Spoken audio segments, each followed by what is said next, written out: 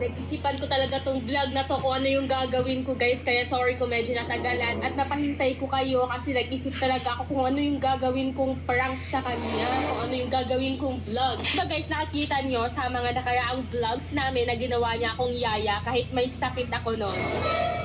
Tingnan nyo yung vlog. Eto na vlog na to guys. Kinawawa niya talaga ako kahit may sakit ako. Pinilit niya ako. And yun guys, syempre hindi ko siya gagawin yaya.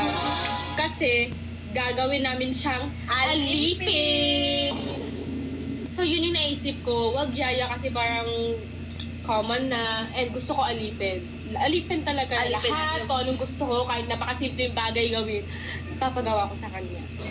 Yaya So, na aping-api guys. Yun yata yung meaning ng alipin. Yes, buti na lang pumayag si mama sa gagawin ko. Siyempre, support talaga si mama, di ba? Pag sa akin, support agad yun. Kasi Kailangan natin siyempre, siya supportahan guys. kawawa naman ako. Oo, Wala lagi akong na lang kakampi. pang Gagawin na